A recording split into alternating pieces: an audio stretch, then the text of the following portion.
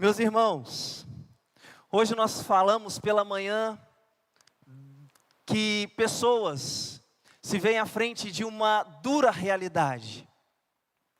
Mas é um fato que crentes em Jesus, apesar de viverem uma dura realidade, também estão frente a uma gloriosa esperança. E esse é o nosso tema dessa noite. Por favor. Obrigado, Adson.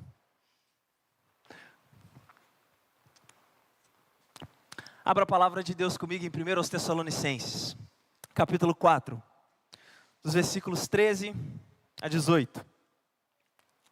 1 Tessalonicenses 4, verso 13 ao verso 18. Assim como os irmãos estão mesmo assentados, mas com muita reverência diante da palavra do Senhor, nós vamos fazer essa leitura. Diz assim a Escritura: não quero, porém, irmãos, que sejais ignorantes acerca dos que já dormem, para que não vos entristeçais como os demais, que não têm esperança. Porque se cremos que Jesus morreu e ressuscitou, assim também aos que em Jesus dormem, Deus os tornará a trazer com Ele.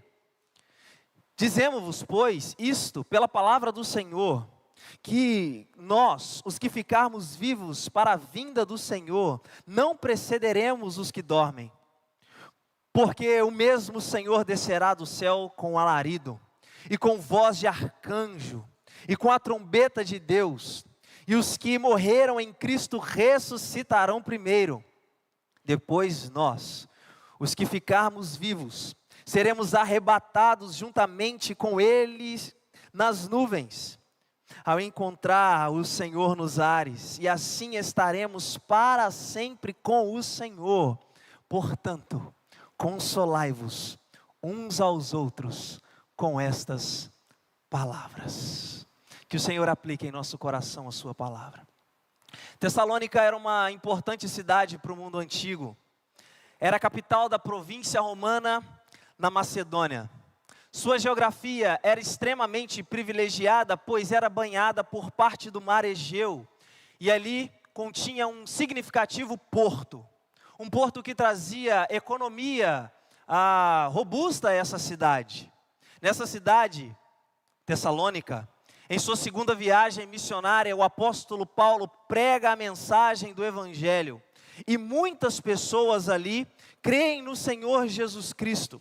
Em Atos capítulo 17, versículo 1, Lucas registrou o seguinte: passando por Anfípolis e Apolônia, chegaram a Tessalônica, onde havia uma sinagoga dos judeus. E Paulo, como tinha por costume, foi ter com eles. E por 3 sábados disputou com eles sobre as Escrituras, expondo e demonstrando que convinha que Cristo padecesse e ressuscitasse dentre os mortos. E este Jesus, que vos anuncio, dizia ele ser o Cristo. Paulo prega o Evangelho naquela cidade. Ali uma cidade, ou melhor, ali uma igreja é edificada. Mas nem tudo são flores para os pregadores do Evangelho, nós sabemos disso.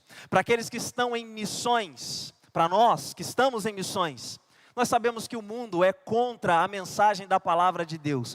E diz Atos capítulo 5 e 6, que Paulo precisa sair daquele lugar fugindo, porque estavam atentando contra a sua vida. Versículo 6 de Atos capítulo 17 diz: mas os judeus desobedientes, movidos de inveja, tomaram consigo alguns homens perversos dentre os vadios, e ajuntando o povo, alvoroçaram a cidade, e assaltando a casa de Jason, procuravam trazê-lo para junto do povo, e não o achando, trouxeram Jason e alguns irmãos à presença dos magistrados da cidade, clamando: estes que têm alvoroçado o mundo, chegaram aqui também. Esses que têm uma mensagem que para muitos é simples. Eles simplesmente estão alvoroçando o mundo. Eles estão colocando o mundo de pernas para o ar. Eles estão fazendo com que o mundo não seja mais um lugar tão comum, de uma vivência comum que as pessoas tinham em seus determinados contextos. Não. Diz essas pessoas, Disseram essas pessoas que quando Paulo e a sua comitiva chegam em Tessalônica, eles vão para alvoroçar aquele lugar. Esse é o poder da mensagem do Evangelho. Esse é o poder que está sobre nós, por meio do Espírito Santo. Meus amados, Paulo precisou fugir daquela cidade e gostaria muito de voltar ali por vezes, no entanto, foi impedido de ir ali. Em 1 Tessalonicenses, capítulo 2, versículos 17 e 18, a palavra de Deus diz: nós, porém, irmãos, sendo privados de vós por um momento de tempo, de vista, mas não do coração, tanto mais procuramos com grande desejo ver o vosso rosto. Por isso, bem quisemos uma outra vez ir ter convosco, pelo menos eu, Paulo, mas Satanás nulo impediu. Paulo gostaria de ver aquela igreja que foi plantada. Paulo gostaria de ali ajudar aqueles irmãos, mas foi impedido. Mas ele mandou Timóteo até aquela igreja, para que Timóteo pudesse auxiliar aquela igreja e também relatar como estava a vida daqueles irmãos. Quando nós olhamos para 1 Tessalonicenses, capítulo 3, versículo 5, nós vemos a palavra de Deus dizendo o seguinte: portanto, não podendo eu também esperar mais, mandei-o saber da vossa fé, temendo que o tentador vos tentasse e o nosso trabalho viesse a ser inútil. O zelo do apóstolo Paulo pela igreja, o amor do apóstolo Paulo pela igreja. Pastores amam a igreja e devem amar a igreja, do contrário não são pastores.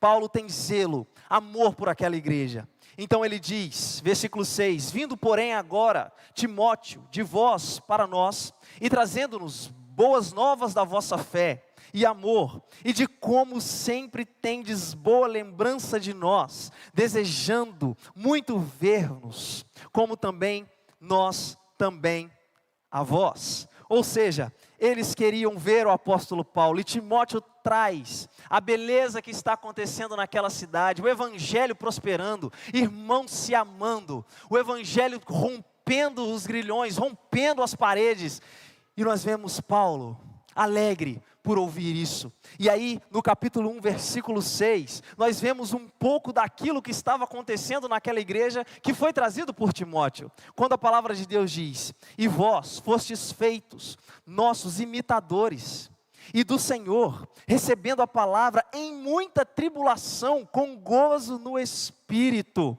Paulo já tinha dito que não cessava de orar por esses irmãos. Ele lembra sem cessar da obra desses irmãos, do trabalho, do amor, verso 3, da paciência, da esperança que esses irmãos têm em Cristo Jesus.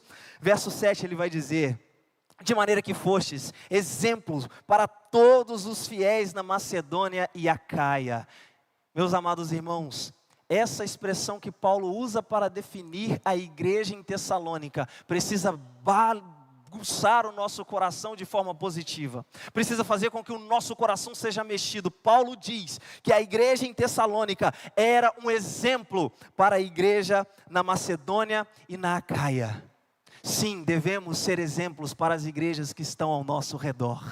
Devemos ser exemplos para as igrejas que estão diante de nós, ao nosso redor, na fidelidade, no púlpito, no testemunho com a cidade, no engajamento na obra missionária. Paulo está dizendo que o amor, a fé e a esperança desses irmãos tornou-os exemplo.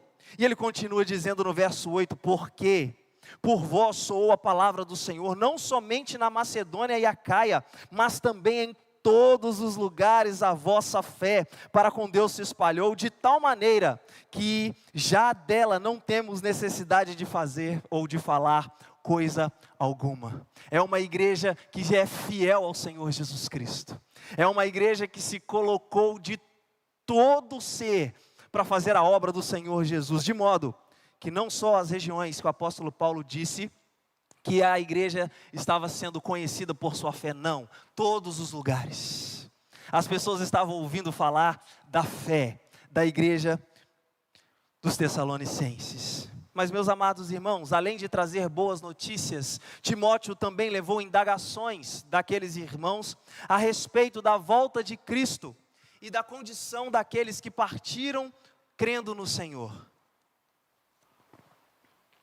Sobre a volta de Cristo, O apóstolo Paulo, no capítulo 5, versículo 1, vai explicar dizendo: mas irmãos, acerca dos tempos e das estações, não necessitais que eu vos escreva, porque vós mesmos sabeis muito bem que o dia do Senhor virá como o ladrão de noite. Pois que, quando disserem a paz e segurança, então lhes sobrevirá repentina destruição, como as dores de parto àquela que está grávida, e de modo nenhum escaparão. Paulo está mostrando, meus irmãos, a respeito da vinda do Senhor Jesus, os irmãos estão bem instruídos. Nós não sabemos o dia nem a hora que Ele há de chegar, mas sabemos que Ele virá como um ladrão. Verso 4, mas vós, irmãos, já não estáis nas trevas, para que aquele dia não nos surpreenda como ladrão, porque todos vós sois filhos da luz, filhos do dia. Nós não somos da noite nem das trevas. Não durmamos, pois, como os demais, mas vigiemos e sejamos sóbrios. Vigiem, o Senhor Jesus Cristo está voltando e Ele virá como um ladrão. Em outros momentos o Senhor Jesus Cristo já disse que se o pai de família soubesse a que hora viria o ladrão, ficaria esperto e guardaria a sua casa. Ele virá como um ladrão. Em 2 aos Tessalonicenses, capítulo 2, versículos 1 a 5, Paulo retoma o assunto para os crentes em Tessalônica, dizendo: ora irmãos, 2 aos Tessalonicenses, capítulo 2, verso 1, rogamo-vos pela vinda de nosso Senhor Jesus Cristo, e pela nossa reunião com Ele, que não vos movais facilmente do vosso entendimento, que nem vos perturbeis, quer por espírito, quer por palavra, quer por epístola, como de nós, como se o dia de Cristo já estivesse perto. Algumas pessoas estavam dizendo que Jesus Cristo provavelmente já tinha vindo, porque eles estavam com uma expectativa que o Senhor Jesus Cristo viria naquele momento que eles esperavam. Então Paulo está instruindo a igreja sobre essa matéria também. Verso 3, ninguém de maneira alguma vos engane, porque não será assim, sem que antes venha a apostasia e se manifeste o homem do pecado, filho da perdição, aquele que nós conhecemos como o anticristo. Paulo está dizendo, essas coisas acontecerão antes da vinda do Senhor Jesus. Essas coisas acontecerão. Então ninguém vos engane por palavras, quer por cartas. Não. Vocês precisam estar firmados naquilo que o próprio Jesus Cristo disse e naquilo que eu vos ensinei em outro momento. A respeito daqueles que partiram, meus irmãos, no texto ao qual nós estamos nos concentrando nessa noite, Paulo ensina e também conforta os crentes. E no meu entendimento, Paulo está colocando os crentes em Jesus, colocou os crentes em Jesus daquela época, e coloca todos os seus leitores posteriores, crentes em Jesus, diante de uma gloriosa esperança. Uma esperança que não se confunde, como ele mesmo vai dizer lá em Romanos capítulo 5, versículo 5. Uma esperança que não envergonha, uma esperança que não trará em nós frustração, não, mas é uma esperança que ele diz saber e ter convicção. E no meu entendimento, meus irmãos, Paulo está ensinando para aqueles crentes e para nós também: não se desesperem, os que partiram em Cristo ressuscitarão. Tessalônica era influenciada pelo mundo helênico, pelo mundo grego. Logo, várias doutrinas, vários ensinamentos estavam chegando na igreja, que maculavam e de certa forma distorciam a mensagem a respeito da volta de Cristo. No pensamento grego não existia ressurreição do corpo, logo as pessoas não tinham esperança após a morte. Os irmãos vão se lembrar, por exemplo, inclusive mencionamos esse texto na escola bíblica dominical hoje, na classe do nosso irmão Acácio, 1 Coríntios capítulo 15, quando o apóstolo Paulo vai dizer que se Cristo não ressuscitou, como alguns têm dito que os mortos não ressuscitam, logo vã a nossa fé, logo vã a nossa pregação. Nós somos quem não tem esperança, logo comamos e bebamos, que amanhã nós vamos morrer. Se não existe ressurreição do corpo, logo nós estamos perdidos, porque Cristo não ressuscitou. E se Cristo não ressuscitou, meus amados, Paulo vai dizer, por que motivo então lutei com feras em Éfeso? Por que motivo então eu coloquei a minha vida à disposição do reino? E para nós, por que motivo nos engajarmos com missões? Por que estarmos aqui essa noite se Cristo não ressuscitou? Não faz sentido. Não faz sentido algum. A base da nossa fé está na morte de Cristo, sim, mas se ficasse apenas na morte de Cristo, a nossa fé seria incompleta, a nossa fé seria deficitária, mas Ele ressuscitou e vivo está. E se Ele está vivo, nós temos esperança. Em Atos capítulo 17, por exemplo, Paulo chega em Atenas, e quando Paulo fala a respeito de ressurreição dos mortos, os atenienses olham para Paulo e dizem o seguinte: sobre esta matéria nós te ouviremos depois. Sobre a ressurreição dos mortos nós não queremos te ouvir, porque para os gregos estar preso a esta carne, a esta matéria era terrível, e a morte era uma libertação daquilo que era terrível, que é estar preso a essa carne. Logo, eles supervalorizavam aquilo que está dentro, não fazendo qualquer tipo de menção ou valorização daquilo que está fora o nosso corpo. Não se engane, essa doutrina está mais perto de nós do que nós imaginamos. E Paulo fala para essa igreja: meus amados, Cristo ressuscitou, e nós também ressuscitaremos com Ele. Teócrito, um poeta grego, certa vez disse: há esperança para os que estão vivos, mas os que morreram não têm esperança. É exatamente isso que Paulo está confrontando, escrevendo a sua carta aos Tessalonicenses. É exatamente este ensino que Paulo está querendo tirar qualquer margem de aplicação à vida da igreja. Paulo mostrou que o evangelho vai além dessa perspectiva e vai em oposição a ela, destruindo-a. Veja o verso 13, quando ele diz, do capítulo 4 de 1 aos Tessalonicenses: não quero, porém, irmãos, que vocês sejam ignorantes, que vocês não tenham conhecimento a respeito daqueles que já dormem, para que não vos entristeçais como os demais que não têm esperança. Paulo está dizendo: meus irmãos, eu estou escrevendo a vocês, segundo aquilo que Timóteo me relatou, para que vocês não fiquem sem conhecimento a respeito das pessoas que já partiram em Cristo, não, mas que vocês possam renovar no espírito de vocês a esperança, e esperança essa, que nos diferencia daqueles que não creram no Senhor Jesus como seu único e suficiente Salvador. Paulo vai chamar esses de pessoas que não têm esperança, pessoas que estão desesperadas. E claro, simplesmente pensar que passar a vida longe de Deus pode trazer desespero às pessoas. Talvez seja essa uma das grandes razões do ateísmo. Porque absolutamente ninguém quer crer num Deus a qual vai prestar contas no fim da vida. Então é mais fácil negar esse Deus. É mais fácil fazer com que esse Deus morra. É mais fácil matar este Deus do que saber que um dia você há de prestar contas com Ele. Então Paulo está dizendo: meus amados irmãos, eu não quero que vocês sejam ignorantes, para que vocês não fiquem tristes como aqueles que não têm esperança. Pelo contrário, a esperança, essa gloriosa esperança, traz alegria em nosso coração, e deve trazer alegria em nosso coração. Meu amado, minha amada, nada se compara com aquele grande dia em que viveremos para sempre com o nosso Senhor e Salvador Jesus. Absolutamente nada se compara com isso. E Paulo está dizendo para poder acalmar, consolar aqueles crentes que estavam muito entristecidos, pensando naqueles que já partiram. Nas palavras de William Barclay, comentarista bíblico, isso significa que entre Jesus e o homem há uma relação que não pode ser destituída por nada. Veja o que Paulo diz no verso 14: porque se cremos que Jesus morreu e ressuscitou, assim também os que em Jesus dormem, Deus os tornará a trazer com Ele. Meus amados irmãos, isso é esperança. Abraços apertados em gente que a gente não via há muito tempo. Isso é esperança. Se você crê que Jesus morreu e também ressuscitou, você precisa crer que Deus trará a vida àqueles que já morreram. Então Paulo está usando o argumento da morte e da ressurreição de Cristo para dizer: mantenham a chama da esperança viva.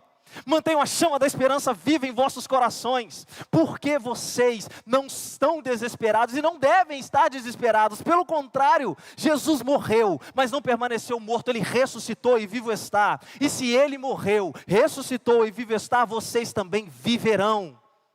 Vocês viverão, nós viveremos, irmãos. Nós viveremos eternamente. É por isso que a pergunta se torna extremamente significativa. O que você sente quando ouve falar da volta de Cristo? Espera um pouquinho, Jesus, que eu quero casar.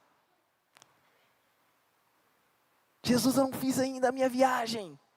Então espera um pouquinho. Ô Jesus, estou quase trocando de carro, falta sei lá quantos dias. Dá uma segurada. Não, irmãos. Lá não se compara a nada que nós presenciamos aqui. Paulo vai dizer o seguinte: eu vi coisas que não é lícito ao homem falar. Lembra disso em 2 Coríntios? Não é lícito ao homem falar as coisas que eu vi. Não se compara àquilo que viveremos. Não se compara àquilo que nós estamos vivendo aqui. William Barclay vai continuar dizendo que há uma relação independente de tempo, uma relação que ultrapassa a morte.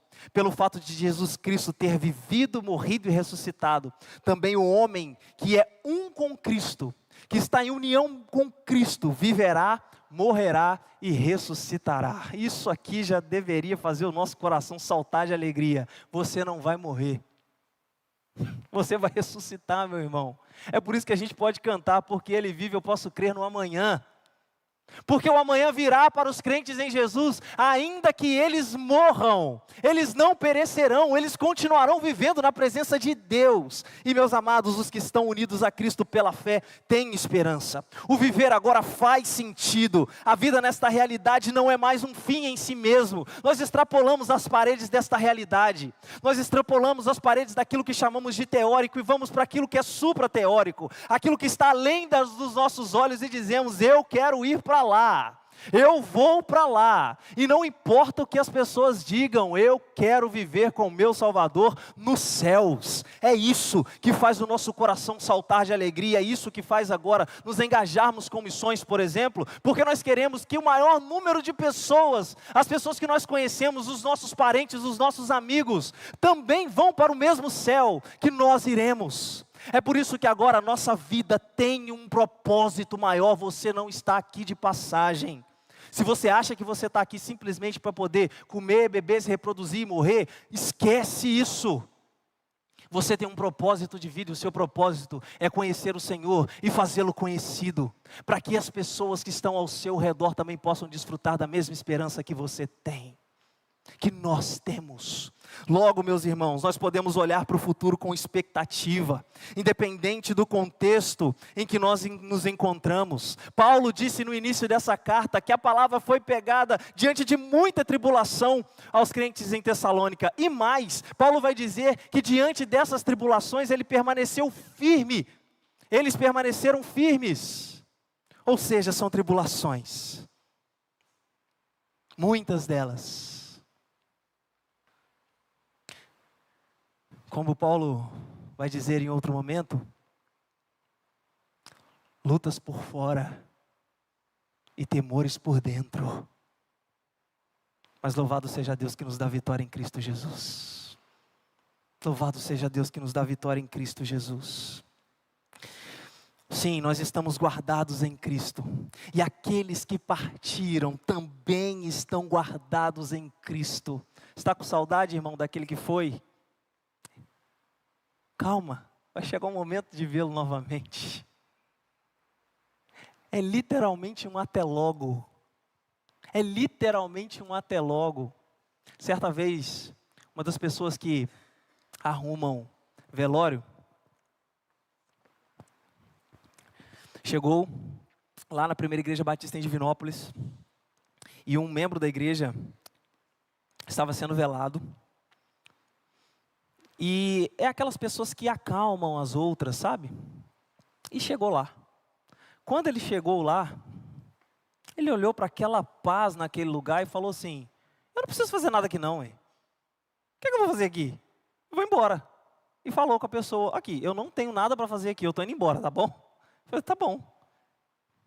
De onde vem essa paz? É de Cristo. Essa paz que sinto em minha alma, não é porque tudo vai bem, mas é porque eu sirvo ao meu Senhor. Louvado seja Deus. Está na hora de ver os nossos queridos que partiram. Meus amados irmãos, meu pai morreu em abril do ano passado. E foi um momento muito complexo na nossa vida, minha e de minha irmã.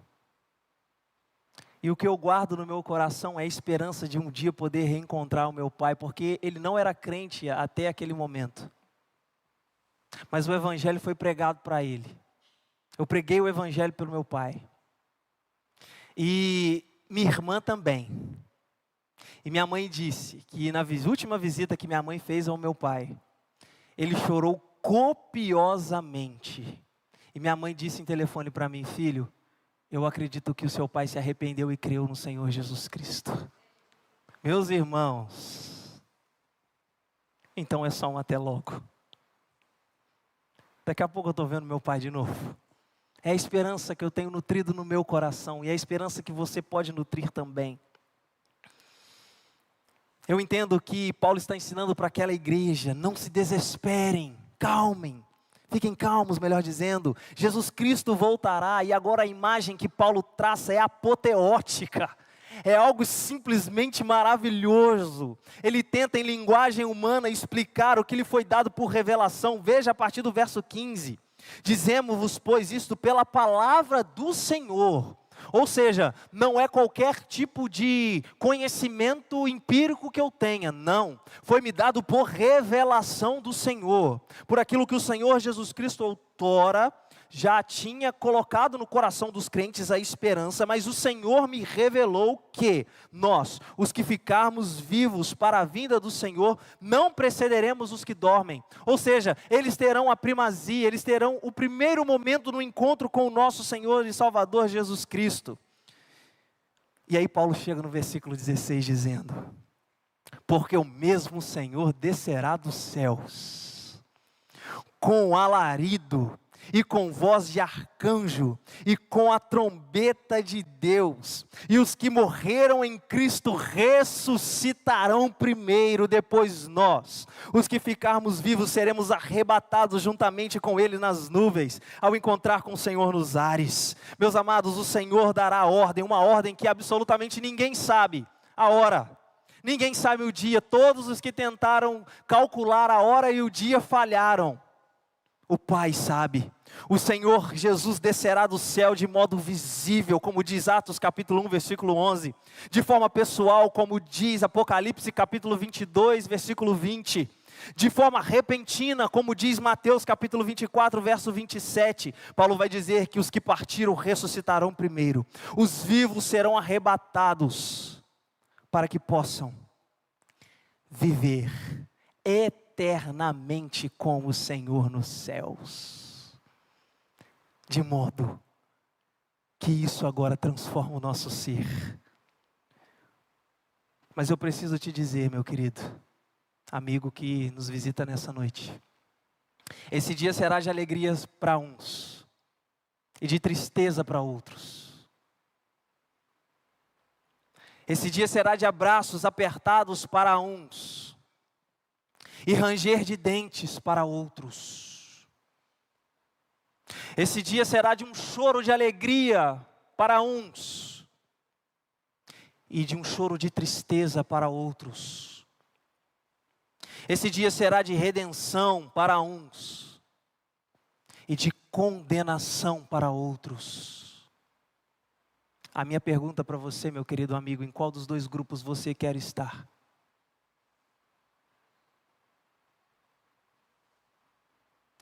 Em qual grupo você vai estar? No grupo que se alegra? No grupo que dá abraços apertados? No grupo que chora de alegria? No grupo que será redimido? Ou você sofrerá a justa ira de Deus sobre os seus pecados, em consequência sobre a sua vida? Esta é a mensagem do Evangelho e nós não podemos de modo algum tirar essa parte dela. Eu preciso te alertar. Eu preciso dizer para você que se você não tiver um encontro pessoal com o Senhor Jesus Cristo, você não fará parte destes que serão arrebatados juntamente com os outros para se encontrar com o Senhor nos ares. Você será condenado. Em qual dos grupos você estará? Deus não te trouxe aqui à toa. Deus está lhe dando uma oportunidade de se arrepender dos seus pecados e crer em Jesus. Eu entendo, meus irmãos, que Paulo ainda diz para aqueles crentes: não se desesperem, consolem-se. Veja o que diz o versículo 18: portanto, diante de tudo isso, diante dessa gloriosa esperança, consolai-vos uns aos outros com estas palavras. E que palavras? Palavras de que o Senhor Jesus Cristo virá. Palavras de que o nosso sofrimento não será para sempre. Palavras que a saudade vai se findar. Palavras de que nós encontraremos com aqueles que partiram. Palavras estas que trazem esperança em contraponto com aqueles que não têm esperança. É com essas palavras que nós devemos consolar aqueles que estão passando, seja por qualquer situação. E não dizer: complicado, né?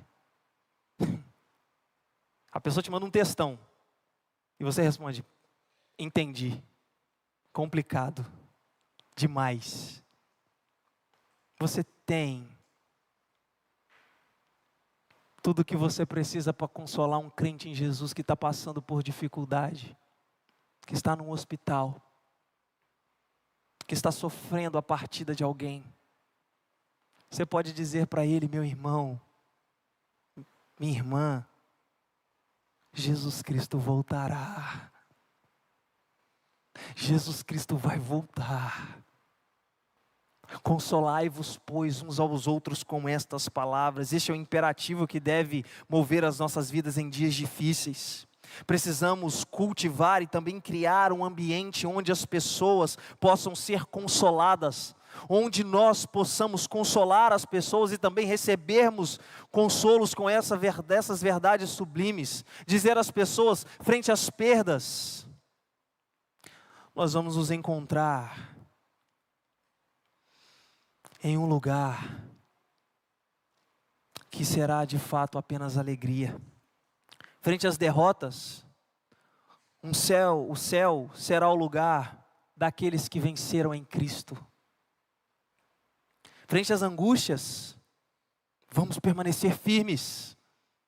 Jesus Cristo voltará, e tudo isso que estamos sofrendo há de se findar. Frente ao desânimo, fique firme, porque a sua redenção já está se aproximando. Lucas registra um dos textos que de fato trazem emoção ao meu coração. Lucas capítulo 21, versículo 27.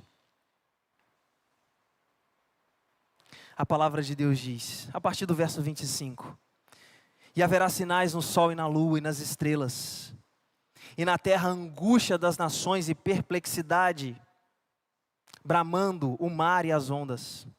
Homens desmaiando de terror na expectação das coisas que sobrevirão ao mundo, porquanto os poderes do céu serão abalados. Então verão vir o Filho do Homem numa nuvem com poder e grande glória.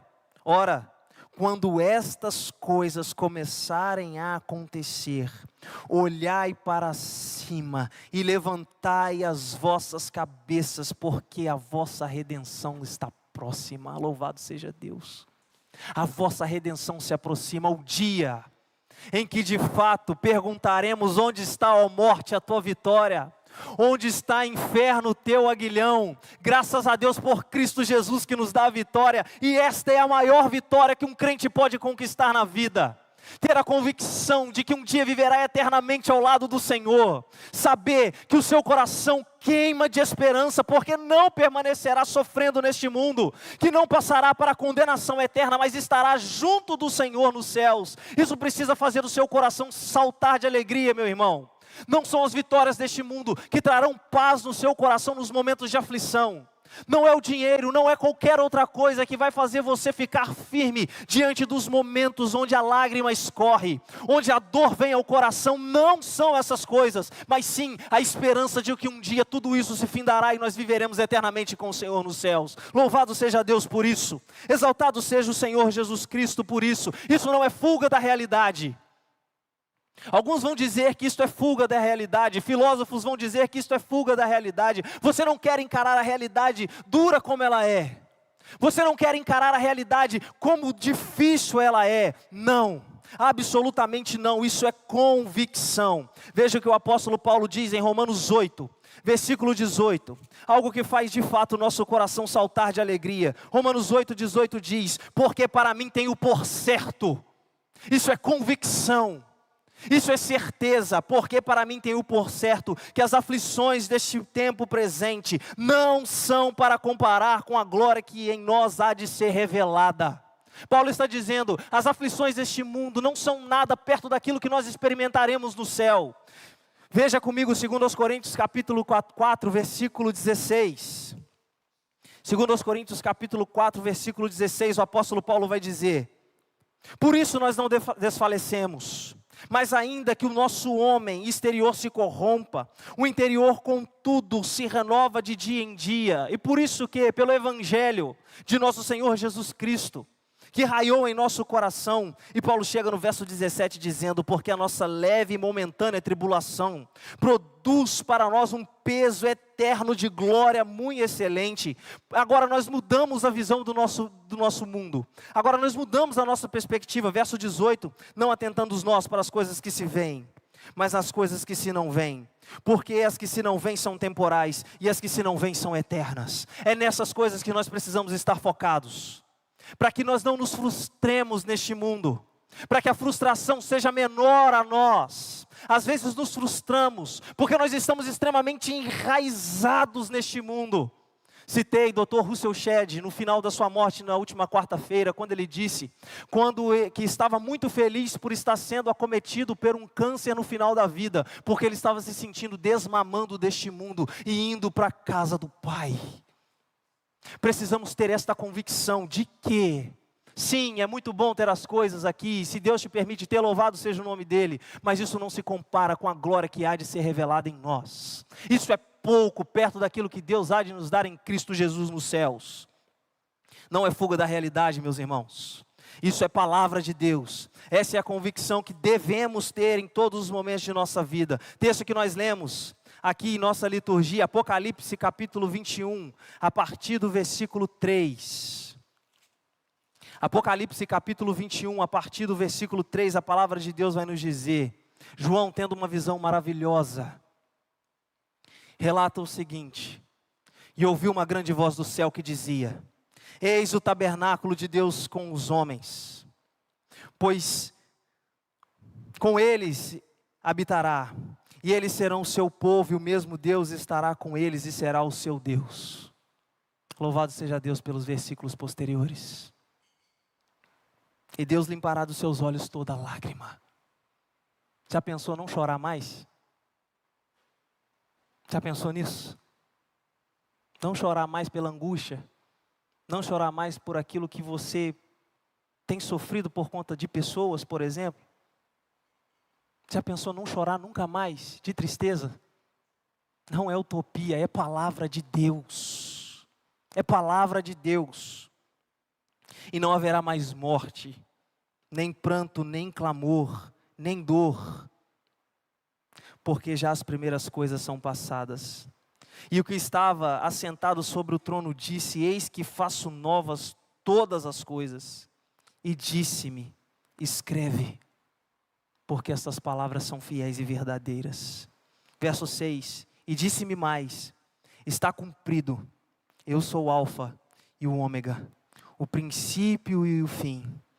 A quem quer tiver sede, de graça lhe darei da fonte da água da vida. Quem vencer herdará todas estas coisas, e eu serei seu Deus, e ele será o meu filho. Exaltado seja Deus por sua palavra. O que seria de nós, meus irmãos, sem a palavra do nosso Deus, para nos trazer promessas como essa? O que seria de nós, meus irmãos? Queria trazer algumas coisas para você pensar um pouquinho. A primeira delas é: qual é a base da sua esperança?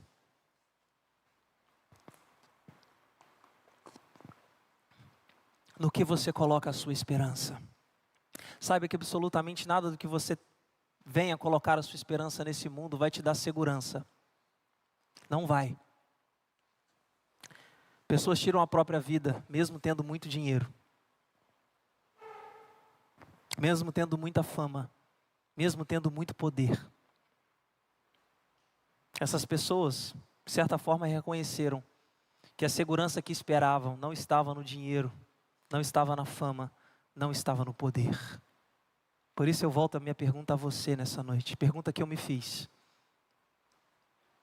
onde está a sua esperança? Qual é a base da sua esperança? Em que você se agarra nesta realidade? Ou em quem você se agarra nesta realidade? Uma pergunta um tanto quanto existencial, que gera crise em muitas pessoas é: qual é o sentido da sua vida? Para que você está aqui? Por que você está aqui?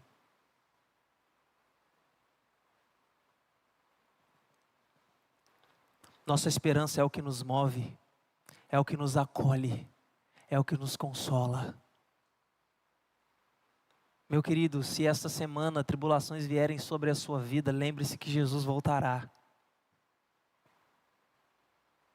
Se a lágrima descer no seu rosto essa semana, lembre-se que o nosso Redentor virá.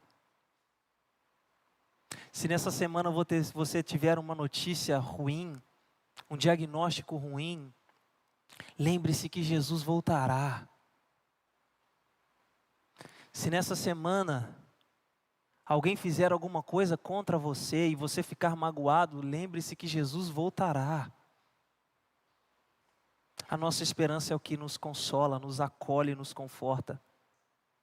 E para você, meu amigo, que nos visita nessa noite, eu preciso lhe perguntar: onde você passará a eternidade? Não se engane no que as pessoas dizem que o inferno é aqui. Não é. Onde você passará a sua eternidade?